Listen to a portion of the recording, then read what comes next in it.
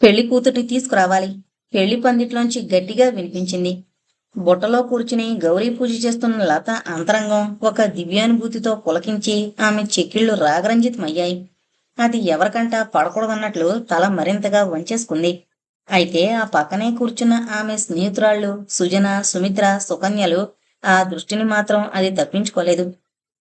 వాళ్ళు అల్లరిగా ఆట పట్టిస్తున్నట్లు స్నేహితురాలి బుగ్గలొకసారి పుణికి ముద్దు పెట్టుకుని కాస్త అవతలగా వెళ్లి నిలబడ్డారు. ఇంతలో లత మావయ్యలిద్దరూ హడావిడిగా లోపలికొచ్చారు పెళ్లి కూతుర్ని తీసుకువెళ్ళడానికి. లత లేచి నిలబడబోయింది. లేవకు, అలాగే కూర్చో, ఇద్దరం కలిపి తీసుకువెళతాం అన్నాడు పెద్ద మావయ్య. బుట్ట పళంగానే పడేస్తారేమో, నాకు భయం వేస్తోంది మావయ్య అంది లత గారంగా. భారతశ్రీ బిరుదు అందుకునే అర్హత గల పహిల్వాన్లం పూల చెండులాంటి నిన్ను ఎత్తలేక పడేయడమా? అసలు నేనొక్కడనే చాలు బుట్ట పళంగా నిన్ను ఎత్తి తీసుకువెళ్ళడానికి. అయినా నువ్వు భయపడతావని ఇద్దరం వచ్చాం. సరే, తల బాగా ఉంచుకుని కూర్చో. పెళ్ళికొడుకుని ఇప్పుడే చూడకూడదు. రారా సుందరం, ఇంకా అలా నిలబడ్డామేమిటి అంటూ మేనకోడల్ని తమ్ముణ్ణి హెచ్చరించాడు. అన్నతమ్ములిద్దరూ ఆవలేలగా బొట్టెత్తి బయటకు తీసుకువెళ్తుంటే లత ఇంకా కింద కొంచేసుకుంది తల. వారి వెనకే బయలుదేరిన లత స్నేహితురాళ్ళు ముగ్గురు పెళ్లి మండపం పక్కనే స్నేహితురాలకి దగ్గరగా కూర్చోవాలనుకున్నారు. కానీ అక్కడ కుర్చీలేమీ ఖాళీ లేకపోవడం వల్ల కాస్త దూరంగా ఒక స్తంభం దగ్గర నిలబడిపోయారు. పెళ్లితంతు బాగా కనిపిస్తుందని. అసలు పెళ్లి కూతుర్ని ఇలా బుట్టలో కూర్చోబెట్టే సాంప్రదాయం ఎందుకొచ్చిందో, దాని వెనకనున్న అర్థమేమిటో ఎవరైనా మనకి తెలియజెప్తే బాగుండును అంది సుజన. అవును, అదేంటో నాకు తెలియదనుకో, కానీ నా ఊహకు ఒకటి అనిపిస్తోంది. ఇన్నాళ్ళు అతి గారంగా అపురూపంగా ముద్దుగా పెంచిన ఈ సుకుమారిని కింద నడిపిస్తే పాదాలు కందుతాయేమో అన్నంత అపురూపంగా అతి ముద్దుగా అల్లుడికి సమర్పించాలనే ఉద్దేశం కావచ్చు. లేకపోతే సాలాంకృతి అయి వధూ రూపంలో ఉన్న ఈ కన్య సాక్షాత్తు లక్ష్మీదేవి అనే భావంతో ఆమెని అత్యంత భక్తి శ్రద్ధలతో ఎత్తి తీసుకెళ్లి ఆ వరుడికి, అంటే ఆ విష్ణు రూపం ఆపాదించబడిన వాడికి అప్పగించాలనేది దాని భావం కావచ్చు అంది సుమిత్ర. అది నిజమేనేమో, కానీ నాకు ఇంకోటి అనిపిస్తోంది. మనం ఏదైనా పండో ఫలమో దానం చేసేటప్పుడు ఒక పళ్ళెంలో పెట్టిస్తాం. ఇది కూడా అలాంటి దానమే. ఇంకా అలా చెప్పాలంటే వాటికన్నా విలువైన దానం. మరి అలాంటప్పుడు ఆ అమ్మాయిని మాత్రం విడిగా ఎలా ఇస్తారు? అయితే పళ్ళెంలో అమ్మాయిని కూర్చోపెట్టి తేవడం సాధ్యం కాదు కనుక ఈ బుట్ట పద్ధతి అమల్లోకి ఉండొచ్చు అంది సుకన్య. అన్నట్లు మొన్న ఎవరో అన్నారు, మనం ఏదైనా దానం చేసేటప్పుడు ప్రతిఫలం ఏమీ కోరం, అంటే అచ్చంగా అది వాళ్ళకి ఇచ్చేస్తాం. కానీ ఈ కన్యాదానం చేసేటప్పుడు మాత్రం ఆ పిల్ల తల్లిదండ్రులు అల్లుడితో, ఈయన కుమార్తె వలన నువ్వు పుత్రులని పుత్రికలని బడసి నేను మనవల్ని పొందే భాగ్యం కలిగించు అంటారట. అంటే ఈ దానంతో పాటు ఒక ప్రతిఫలాన్ని ఆశిస్తూ తల్లిదండ్రులు ఈ కన్యాదానం చేస్తారట. అది మనం ఇంకొక విధంగా కూడా చెప్పుకోవచ్చు. మీ ఇద్దరు సుఖంగా దాంపత్య జీవితం గడిపి పిల్లా పాపతో వర్ధిల్లండి అని దీవించినట్లు కూడా అవుతుంది కదా అంది సుజన మళ్ళీ. అంతా బాగానే ఉందిలే. ఇందాక సుమిత్ర చెప్పినట్లు ఇంత అపురూపంగా పెంచి కింద నడిస్తేనే పాదాలు కందిపోతాయేమో అన్నంత సుకుమారంగా ప్రేమతో ఈ కన్యాదానం చేస్తున్నారు మన పెద్దలు.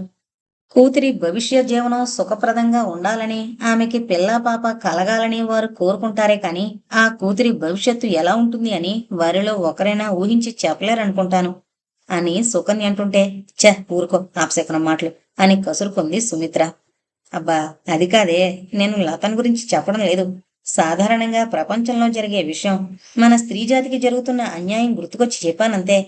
మన లాంటి వారి గారం, ముద్దు, మురిపాలు, స్వాభిమానం అంతా మనం పుట్టింట్లో ఉన్నంత వరకేనేమో అనిపిస్తుంది. ఆ తర్వాత పెళ్ళై అత్తవారింటికి వెళ్ళాక మన బ్రతుకులు ఎలా ఉంటాయో మనం ఊహించలేం కదా. ఒక మనిషిని కొద్ది క్షణాల పాటు పెళ్లి చూపుల్లో చూసినంత మాత్రాన అతని అలవాట్లు, అభిరుచులు, గుణగణాలు తెలుసుకోలేం కదా అనిపిస్తుంది.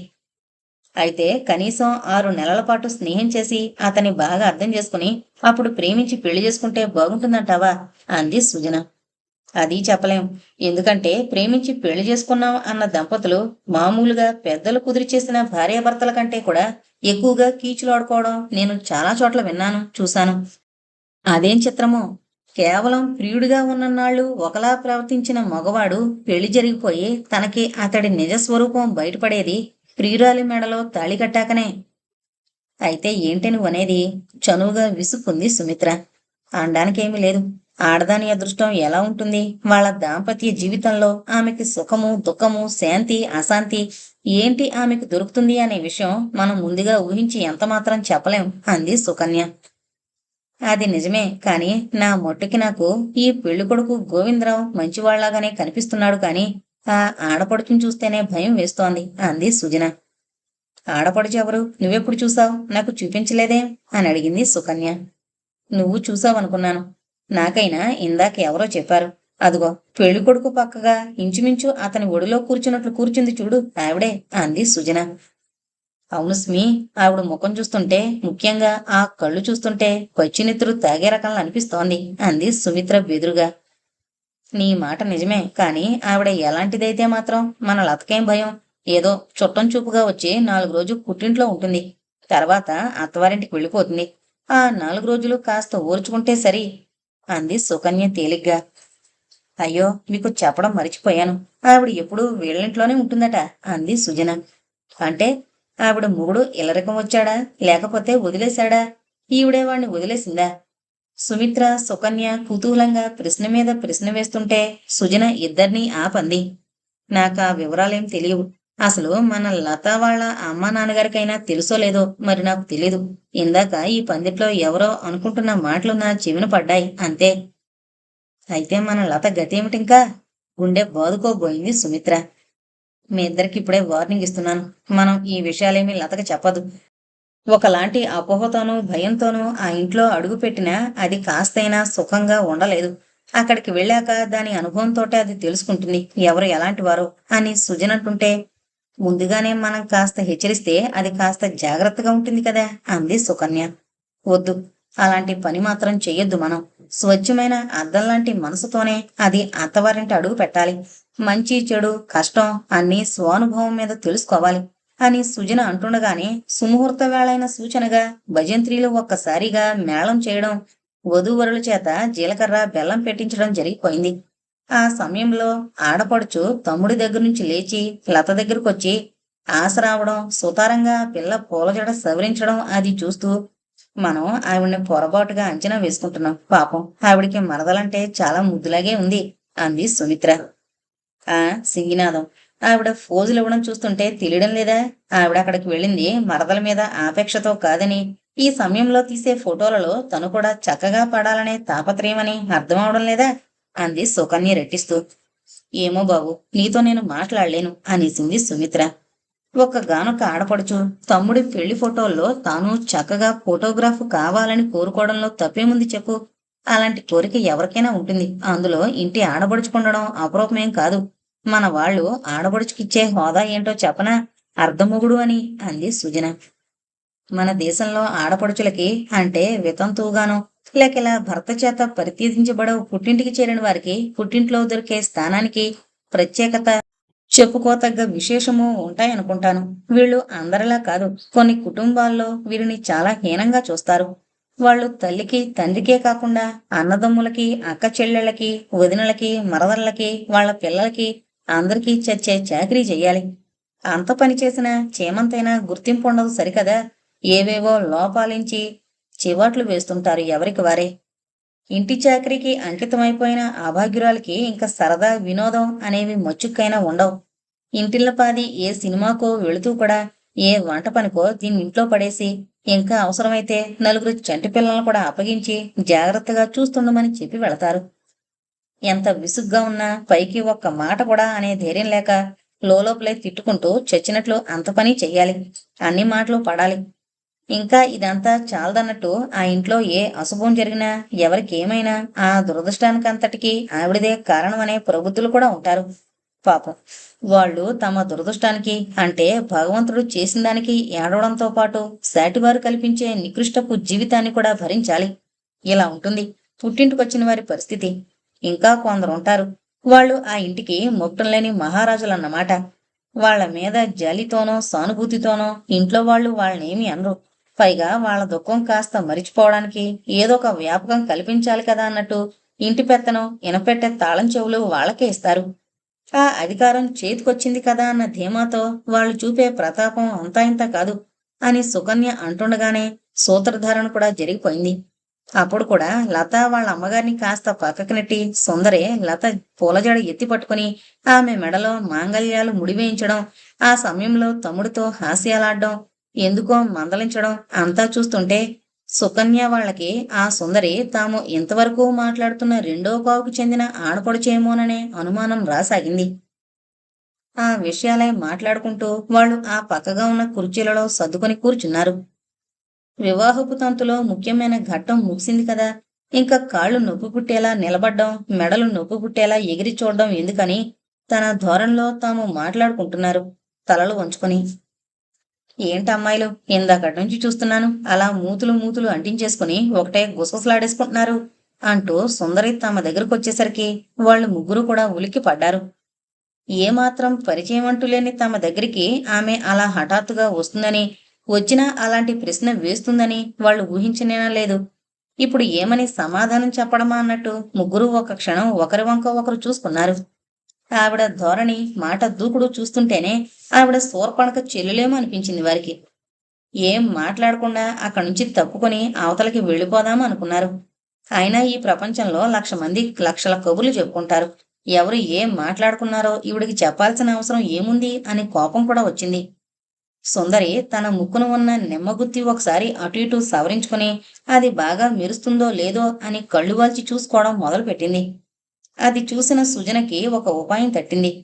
సుందరి వాలకం చూస్తుంటే ఆవిడికి నోటి దురుసున్న తన గొప్ప నలుగురికి చూపించుకోవాలనే తాపత్రయంతో పాటు పొగడతలకి లొంగిపోయే తత్వం ఉందేమో అనిపించింది. అందుకే మీ ముక్కునున్న నెమ్మగుత్తి ఎంత బాగుంది అని అనుకుంటున్నాం అంది. సుందరి నిజంగానే మురిసిపోయింది. ముసిముసిగా నవ్వుతూ, మీరు చూస్తే కాలేజీ పిల్లల్లా ఉన్నారు, మీకు ఈ ఫ్యాషన్ నచ్చిందా అంది. అదేంటండి, కాలేజీ పిల్లలు ముక్కులకేమీ పెట్టుకోరనే సిద్ధాంతం ఎక్కడైనా ఉందా ఏంటి? అఫ్కోర్స్ ఈ మధ్యనే వాళ్ళు ఈ అలంకరణ ఫ్యాషన్ కాదనుకునేవారు. మళ్ళీ ఇప్పుడిప్పుడు సినిమాల్లో కూడా హీరోయిన్లకి ముక్కు పొలలు పెడుతుండడం వల్ల అదే ఫ్యాషన్ చాలా మంది అనుకరిస్తున్నారనుకోండి. అయినా మాకెప్పుడూ దాని మీద సరదా పుట్టలేదు కానీ ఇవాళ మిమ్మల్ని మీ ముక్కుని చూస్తుంటే మాకు అమాంతం వెళ్ళి ముక్కులు కుట్టించేసుకుని రావాలనిపిస్తోంది అంది సుకన్య.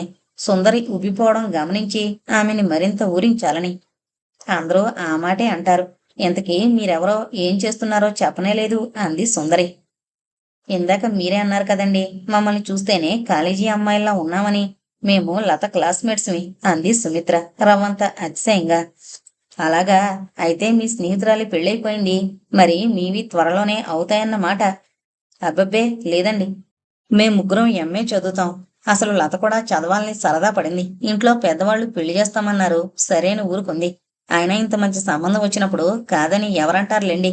నిజంగా దాని అదృష్టం మీలాంటి ఆడపడుచు అత్తవారు దొరకడం. సుకన్య సుందరిని కాస్త ఆట పట్టించడం మొదలుపెట్టింది. అదంతా నిజమే అనుకుంది సుందరి. అందరూ ఆ మాటే అంటున్నారు. నేను గొప్ప చెప్పుకోవడం కాదు కాని మా ఇంటి కోడలైంది అంటే మీ లత ఎంతో పుణ్యం చేసుకుందన్నమాట అంది దర్పంగా కళ్ళతోనే నవ్వుతూ. సుకన్య మెల్లగా సుమిత్ర చేయగలిగింది. ఇంకా విందాం ఈవిడ కబుర్లు అన్నట్టు. కాని అంతలోనే ఎవరో పిలవడం వల్ల సుందరి అటు వెళ్ళిపోయింది. లత అత్తవారింటికొచ్చి 4 రోజులైంది. ఆ శుక్రవారం నాడు కోడళ్ళందరి చేత వరలక్ష్మి వ్రతం చేయించాలనుకుంది దుర్గమ్మ. ప్రతి సంవత్సరం ఆ కోడళ్ళు చేసుకునేదే అయినా ఈ ఏడు కొత్త కోడలొచ్చింది కనుక కాస్త ప్రత్యేకంగా చేయించాలనుకుంది.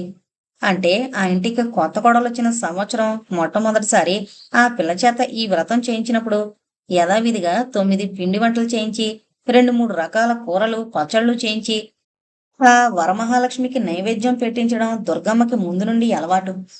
అది వరకంటే దుర్గమ్మ కూడా కాస్త వంట వరకు చూసుకునేది కనుక ఆవిడ కోడళ్ళు కలిసి అన్ని పనులు చేసుకునేవారు. ఈ మధ్య ఆవిడికి ఓపిక ఉండడం లేదు. పైగా చాలా కాలం నుండి వంటింటి ముఖం చూడకపోవడం వల్ల అలవాటు తప్పిపోయింది. ఎలాగా అని ఆవిడ అనుకుంటుంటే ఒకరికిద్దరు, ఇద్దరికి ముగ్గురు అయ్యి ఇప్పుడు 4 తోటి కోడలున్నారుగా, చేసుకుంటారులే అని సలహా ఇచ్చింది సుందరి. అంతేకాదు ఎవరెవరు ఏమేం పనులు చేయాలో నిర్దేశించింది కూడా మరదళ్ళందరికీ. ఇంతలో ఒక సంఘటన జరిగింది. రేపు పూజ అనగా ఆ గురువారం సాయంకాలం ఆదెమ్మ వాళ్ళింటికి వచ్చింది.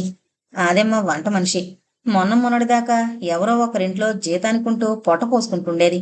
కాని ఈ మధ్య ఆరోగ్యం సరిగా లేక అదివరకులా పని చేయలేకపోతోంది. అందుకనే కొన్నాళ్లు విశ్రాంతి తీసుకుందామన్నట్లు ఊరికనే ఉంటూ అది వరకు సంపాదించి బ్యాంకులో దాచుకుంది మార్చుకుని తింటూ మందులు టానికులు పుచ్చుకుంటోంది. ఇప్పుడు ఆవిడకి కాస్త ఓపుకొచ్చింది. మళ్ళీ ఎవరింట్లోనైనా వంట పనికి కుదురుదాము అనుకుంటోంది. ఇంత లోపున ఆవిడికి దుర్గమ్మ గారి నాలుగో అబ్బాయి పెళ్ళయి కొత్త కోడలు ఇంటికొచ్చిన సంగతి తెలిసింది. పోనీ వరలక్ష్మి వ్రతం నాడు నన్ను వంట చేసి పెట్టమంటారేమో, ఆ వాటికి భోజనం జరిగిపోయి పైన 4-5 రూపాయలు కూడా చేతిలో పడతాయి అనే ఆశతో వచ్చింది ఆవిడ. ఆవిడొచ్చిన అర నిమిషంలోనే ఆవిడ ఆంతర్యం పసిగట్టేసిన సుందరి ఆవిడికి కనిపించకుండా వెనక్కి నిలబడి తల్లికి సంజ్ఞ చేయడం మొదలుపెట్టింది. వాటి భావం దుర్గమ్మకు అర్థమైంది. అయినా ఇవాళ ఈవిడ పనిగట్టుకునొచ్చి ప్రాధేయపడుతున్నట్లుగా అడుగుతుంటే వద్దు పొమ్మంటే రేపేదైనా నిజంగానే అవసరమని కబురు పంపించినా ఆవిడ రానంటుందేమో. పైగా వంట పిండి వంట అన్నీ చేసి కోడళ్ళు వ్రతం చేసుకోవాలంటే చాలా ఆలస్యమైపోతుందేమో. తన కూతురు అంతసేపు ఉండలేదు అని ఆవిడ్ని మర్నాడు తెల్లవారగట్లే రమ్మంది వంటకి. సరే, తెల్లవారింది. చీకటితోనే వచ్చిన ఆదెమ్మ స్నానం చేసి మడిగట్టుకుని వంట పనిలో జొరబడిపోయింది. కోడళ్ళు కూడా ఆవిడికి ఆసరా అయ్యారు. తర్వాత 8 గంటలకి శాస్త్రిగారు కోడళ్ళందరి చేత వ్రతం చేయించాడు. సుందరికి ఈ నోములు వ్రతాలు చేసుకునే అలవాట్లేదు. పైగా ఈ వరలక్ష్మి వ్రతం ఆమె 1 సంవత్సరం చేసింది. 2వ సంవత్సరం ఆ వేళటికి మొగుడు వదిలేశాడామెని. అందుచేత దేవీ దేవతలందరిలోనూ వరలక్ష్మి అంటే సుందరికి అసలు పడదు. నలుగురు మరదళ్ళు పొట్టుచీరలు కట్టుకుని కూర్చుని పూజ చేసుకోవడం, ఆ తర్వాత ఆదెమ్మగారు వడ్డిస్తుంటే 9 పిండి వంటలతోనూ హాయిగా భోజనం చేయడం చూసిన సుందరికి ఎందుకో ఒళ్ళు మండిపోయింది. పొయ్యి సెగని చెమట్లు కక్కుకుంటూ గంటల తరబడి మగ్గిపోవలసిన వారు ఇలా టింగురంగా అంటూ పని పాటు లేకుండా కూర్చుని తినడం సుందరికి ఒంటి మీద గొంగళి పురుగు పాకినంత కంపరం కలిగించింది. సరే, వీళ్ళకి బుద్ధి చెప్పాలి అనుకుంది. ఆదెమ్మ భోజనం అయిపోగానే ఆవిడ్ని పంపేస్తాను. సాయంకాలం చచ్చినట్లు వీళ్లే వంట చేసుకుంటారు అనుకుంది మొదట. కాని అంతలోనే గుర్తుకొచ్చింది. ఆ వాల్టి పనికి 5 రూపాయలు అడిగింది ఆదెమ్మ. దుర్గమ్మ సరే అంది. ఆవిడ 1 పూట వంట చేసినా 2 పూటలు వంట చేసినా ఆ డబ్బు మొత్తం ఆవిడకి ఇచ్చుకోవాల్సిందే. ఆవిడ కష్టమంతా ఉదయం పూట ఎక్కువ కదా, అందుచేత ఆ పద్ధతి పెట్టుకుంది. సరే, సుందరి ఆవిడ్ని సాయంకాలం కూడా వంట చేయనిచ్చింది. రాత్రి 7 గంటలు కూడా కాకుండానే తల్లి దగ్గరికి వెళ్ళి అమ్మా, అన్నానికొస్తావా అంది. ఈ పూట నాకు ఆకలిలేదమ్మా. మధ్యాహ్నం కాస్త పొద్దుపోయింది. పైగా పిండి వంటలు అవి ఎక్కువయ్యి హైరానాగా ఉంది. ఈ పూటకి ఓ మజ్జి చుక్క తాగి పడుకుంటాను అంది. అక్కడే ఉన్న మాధవ్ వాళ్ళు ఇంకా 7 అయింది, ఇప్పుడే ఆకలి వేయడం లేదు అన్నారు. సుందరికి కావలసింది అదే. సరే అంటూ వంటగదిలోకి వెళ్ళిపోయి తనకొక కంచం పెట్టుకుంది. ఆదమ్మగారు, పొద్దుపోతే మీకు అరగదేమో, 1 ఆకు వేసుకుని వడ్డించుకోండి అంది అభిమానం ఉట్టిపడుతుండగా. నాకు అరగనమాట నిజమే అనుకో. అయినా మరీ ఆలస్యమైతే అన్నం మానేసి కాస్త మజ్జిగ తాగుతాను కాని ఇంటి మగవాళ్ళు యజమానులు భోజనం చేయకుండా వంటలక్కముండని నేనెలా తింటానమ్మా అంది ఆదమ్మ నీళ్లు గారిపోతూ. ఎంత మాట అన్నారు. మా ఇంట్లో ఇంత వంట చేసి మీరు అన్నం తినకుండా వెళ్ళడమా? అది మాకెంత అప్రతిష్ట, ఎంత అశుభం. అలా వీల్లేదు. మీరు భోంచేసి వెళ్లాల్సిందే. ఆలస్యం అయితే మీకు పడదనే ఇప్పుడు తినేయమంటున్నాను. ఇంటి యజమానులు తినకుండా మీరు తినను అంటున్నారు కానీ నేను ఇంటి యజమానిని కాదటండి. నాకంటే మా తమ్ముళ్ళు మీకెక్కువ. మీకు నేనంటే లక్షణం లేకపోయిందా అంది. అయ్యో తల్లి, ఎంత మాట అన్నారు. మీరు ఇంటి ఆడబడుచు, ఇంటికే మహాలక్ష్మి లాంటి వారు. మీ మాట నేను లక్ష్యపెట్టకపోవడమా అంది ఆదెమ్మ గడగడలాడిపోతూ. అయితే నేను చెప్పినట్లు చేయండి. ఆ గూట్లో ఉన్న ఆకు ఒకటి తెచ్చుకుని ఇలా వేసుకుని వడ్డించుకోండి. మనిద్దరం కబుర్లు చెప్పుకుంటూ తిందాం. ఇవాళ మా అమ్మ ఎలాగో తిన్నంది. ఇహ మా తమ్ముళ్ళ మాట అంటారా? వాళ్ళ పెళ్ళాలు లేరటండి వాళ్ళకి పెట్టుకోవడానికి అంది. పోనీ పిల్లలనైనా పిలవండి, వాళ్ళకా కంచాలు పెట్టి వడ్డిస్తాను అంది ఆదెమ్మ దిక్కుతోచందాల్లా. ఏమండి, నేను సుఖంగా అన్నం తినడం మీకు ఇష్టం లేదా? చెప్పండి, లేచిపోతాను. అంతేకాని ఆ కోతి మొక్కని నా పంక్తికి పిలిస్తే వాళ్ళు నాకు ఒక ముద్దైనా వంట పట్టిస్తారా? మిమ్మల్ని కూర్చోమంటున్నాను, కూర్చోండి అంతే అని ఒక కసురు కసిరింది. ఆదమ్మకి గత్యంతరం లేకపోయింది. తను తిన్నంటే ఈ సుందరమ్మ కూడా కంచం ముందు నుండి లేచిపోతుందేమోనని భయం వేసింది ఆవిడికి. అలా జరిగితే ఎంత పాపం చుట్టుకుంటుంది తనకి అని హడలిపోయింది. విధి లేనట్లు ఆకు తెచ్చి వేసుకుని వడ్డించుకుంటూ, పోనీ తర్వాతనైనా మగవారికి పిల్లలకి అందరికీ వడ్డించి ఈ వంటగది సవరించాకనే ఇంటికి వెళతాను అనుకుంది. కాని పాపం ఆవిడ ఆలోచన సుందరి పసిగట్టేసిందని ఆవిడికి తెలీదు. సుందరి ఆవిడ్నే మరీ మరీ బలవంతం చేస్తూ మరింత అన్నం అది వడ్డించడమే కాదు, ఉదయం చేసిన పిండి వంటలన్నీ కూడా మొచ్చుకొకటి ఆవిడ విస్తరలో పడేసింది. ఆవిడ వద్దు వద్దు అని విస్తర మీద బోర్లా పడినా ఊరుకోకుండా ఆదెమ్మకి ఏడుపు వచ్చినంత పనైంది. అయినా జిహ్వ చాపల్యం చేత కొంత, పైగా శుక్రవారం పూట ఏమీ పారేయకూడదు అనే మొహమాటం వల్ల కొంత, అవన్నీ మెల్లగా కడుపులోకి ఎక్కించింది. ఆ తర్వాత 2 గ్లాసుల మంచినీళ్లు కూడా గటగడా తాగేసింది. అంతే. ఇహ చెయ్యి కడుక్కోవడానికి లేవడం కూడా ఆవిడికి చేత కాలేదు భుక్తాయాసంతో. సుందరికి కావలసింది కూడా అదే. ఆవిడ అలా ఆపసోపాలు పడుతుంటే కనికరంతో కరిగిపోతున్న దానిలా మొహం పెట్టి, మీరు చేయగడుక్కుని లేచి ఆ వరండాలో నడుం వాల్చండి కాసేపు అంది. ఆవిడ ఎలాగో లేచి చేయగడుక్కుంటుంటే, మీరు ఈ స్థితిలో వాళ్ళకి వడ్డన ఎలాగూ చేయలేరు. పని చేయకుండా పడుకోవడం మీకు బాగుండదు. అందుచేత చక్కగా ఇంటికి వెళ్ళిపోండి. ఇదిగో మీ డబ్బు అంటూ అంతవరకు రొంటిన దోపుకున్న రూపాయి కాగితాలు ఆవిడ ముందు పెట్టేసింది. అలా వెళ్ళిపోవడం ఆదెమ్మకి బాధగానే ఉంది. కానీ మరేం చేస్తుంది? కడుపులో బాధ అంతకన్నా ఎక్కువగా ఉంది. అందుకనే నొచ్చుకుంటూ అయిష్టంగానే ఆ ఇంట్లోంచి బయటపడింది. ఇదిగో మరదళ్ళు, ఆదెమ్మకి ఒంట్లో బాగలేదట, వెళ్ళిపోయింది. ఎలాగో వంట చేసింది, ఇహ వడ్డన మీరు చేసుకోండి అంటూ ఒక కేక పెట్టి తను గదిలోకి వెళ్ళిపోయింది. అంతవరకు ఆ పరిసరాల్లోనే ఉన్న మరదళ్ళందరికీ ఆదెమ్మ అవస్థ, సుందరి బలవంతం చేయడం అర్థమవుతూనే ఉన్నాయి.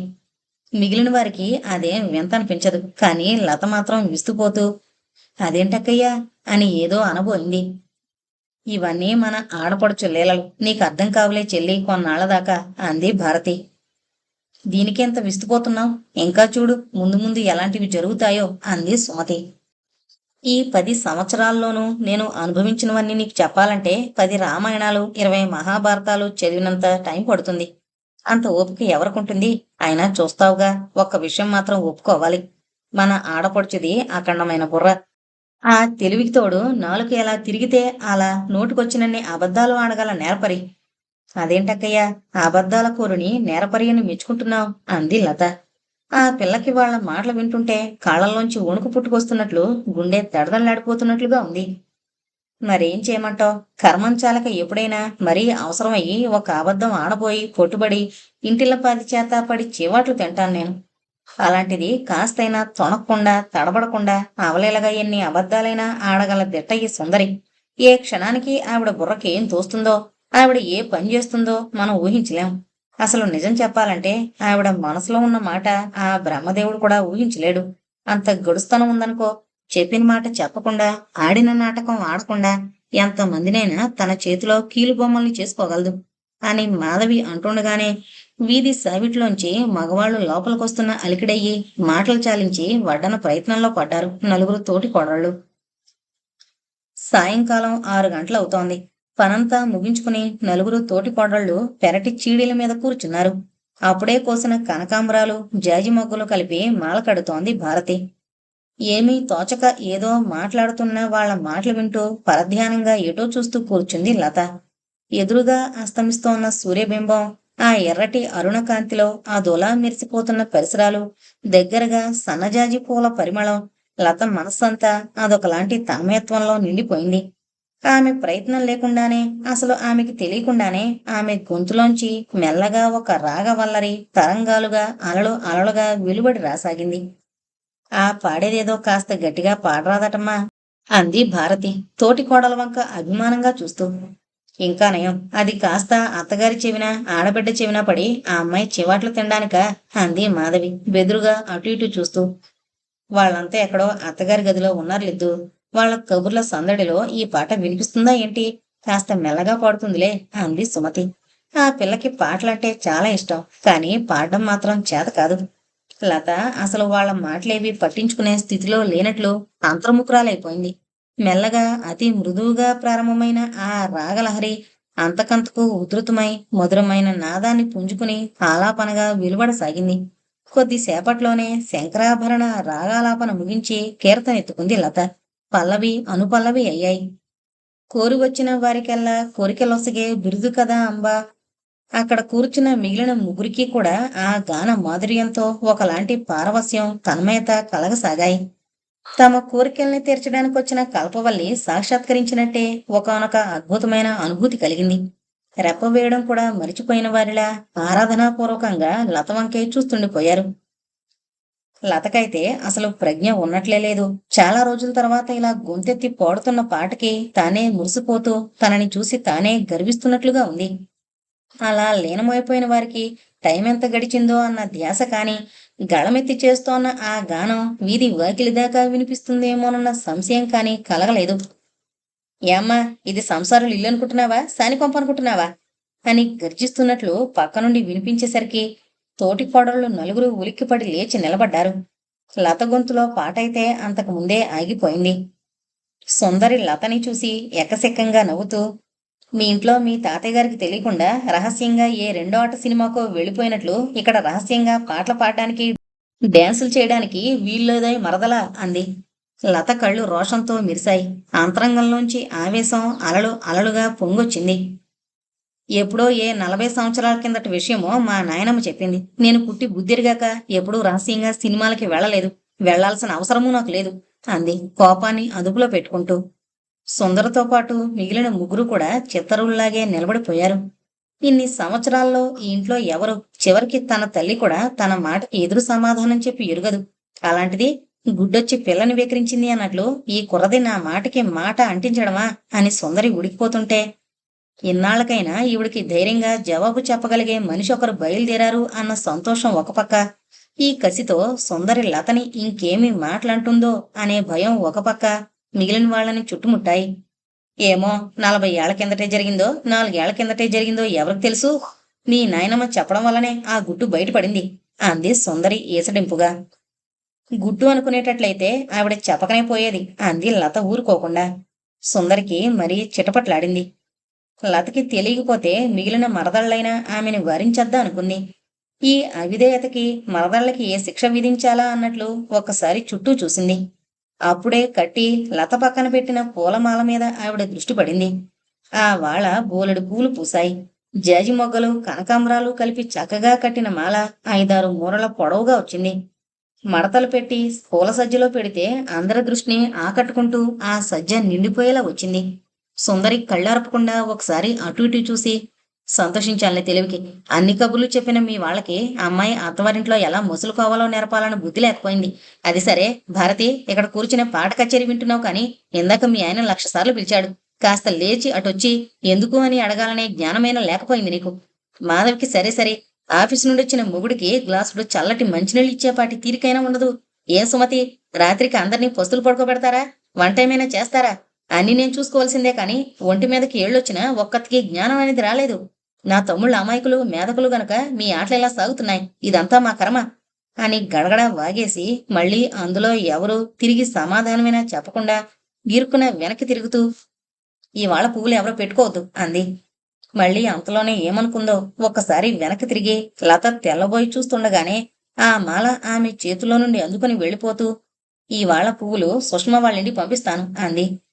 ఆడపడుచు వెళ్ళిపోయాక భారతి మెల్లగా అంది లతతో, ఈవిడికి మన మీద కసి తీర్చుకోవడానికి, మనల్ని శిక్షించడానికి ఇదొక మార్గం. పోనీ ఆ మాట ముందే చెప్తే విడి పువ్వులైనా పంపించేవారంగా. గంటసేపు కూర్చుని నడుం నొప్పి పుట్టేలా ఆ పువ్వులన్నీ కట్టి కూడా ఇవ్వడమెందుకు అమాయకంగా అంది లత. నడుం నొప్పి పుట్టింది నీకు, ఆవిడికి కాదుగా. అయినా నీ మీద కసి తీర్చుకోవడంలో అది ఒక భాగమేలే.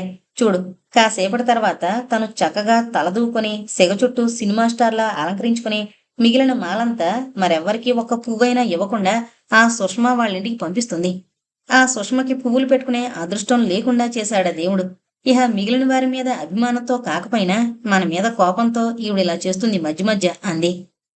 అసలు ఈ సుష్మ ఎవరు అని అడగబోయింది లత. అంతలోనే మాధవి సంజ్ఞ చేసింది, ఇంకా లోపలికి వెళదాం అన్నట్టు. అవును పదండి అంది సుమతి. ఈవిడ వెళ్లి తమ్ముళ్లతోనూ తల్లితోనూ ఏదో కల్పించి చెప్తుంది. వాళ్ళు రంకెలు వేసుకుంటూ వస్తారు. ఆ సరికి తాము తీరిగ్గా కూర్చోకుండా తలోపంలో మునిగిపోతే వాళ్ల కోపం కాస్తైనా శాంతిస్తుంది అని లతకే అర్థమయ్యేలా చెప్పారు.